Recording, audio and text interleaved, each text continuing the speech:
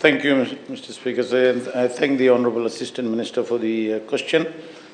Mr. Speaker, sir, the Cabinet on 26 March 2024 approved the Operational Partners Agreement for the Global Environment Facility sixth cycle project with the Food and Agriculture Organization and the Ministry of Finance and the Ministry of Youth Affairs.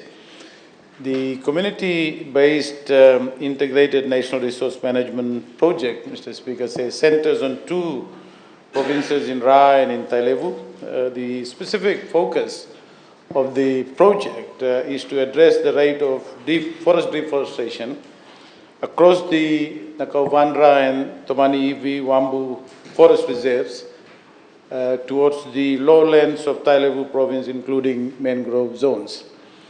The project, Mr. Speaker, says essentially to promote community-based integrated national resource management at landscape level, to reduce land degradation, enhance carbon stocks, and strengthen local livelihoods in Ra and Tailevu provinces.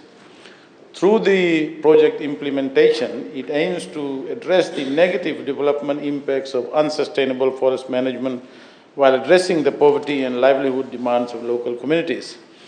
The project, Mr. Speaker, is expected to benefit approximately 3,500 individuals from 17 villages or 21 land-owning units in the district of Dawasamu and Namena in the Tailevu province and Koratumbu in Ra province through the implementation of the three components of the project. Which involves strengthening of local capacities, community-based integrated natural resource management, and monitoring and evaluation and lessons of dissemination to replicate it elsewhere.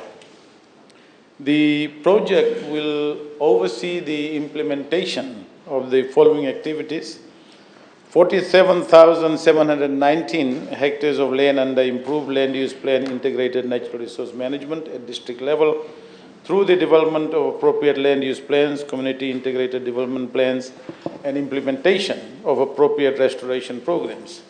It will also include appropriate training and support provided towards income generating activities, introduction and supply of resilient crops, as well as revitalization of traditional knowledge and practices for food and nutrition, security, and build communities' resilience.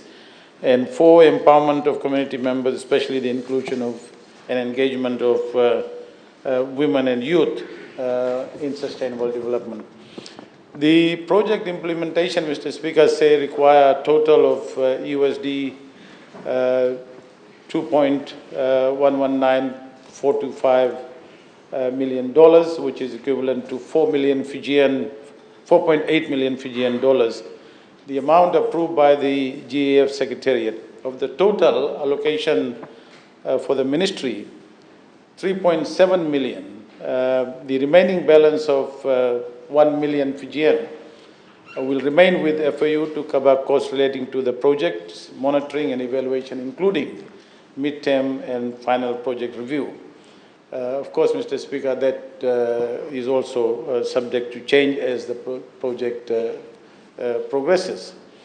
Mr. Speaker, the Operational Partners Agreement for the Global Environment Facility, sixth cycle project on community-based integrated resource management has been signed. The Ministry of Finance is in the process of releasing the first funding, and therefore the project is almost ready to go, sir.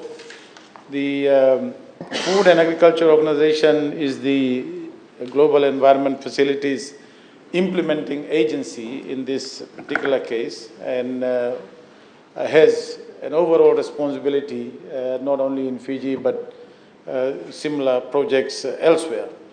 The Ministry of Youth Affairs is the main government counterpart and will have the overall executing and technical responsibility of the project, with FOU providing technical oversight as the agency chosen by the Global Environment Facilities.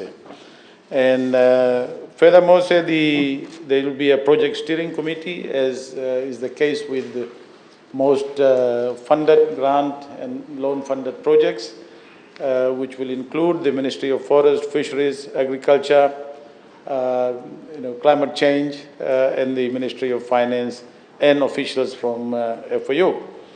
And basically the idea of the project steering committee is to ensure that all the preparations, all the different aspects of implementing the project on the ground is fully done, and that the benefits eventually flow to the people that the project is intended to. In some cases, and sometimes more often than not, Mr. Speaker, with this kind of projects, a lot of the funding does not necessarily end up to helping the very people that the project is intended to do. So the project steering committee obviously will have its own standards to ensure that it is done. For example, 6 monthly project progress, financial reports, looking at the annual work plan, and making sure that the budget is implemented carefully. So that's, Mr. Speaker, the update on the project. Thank you.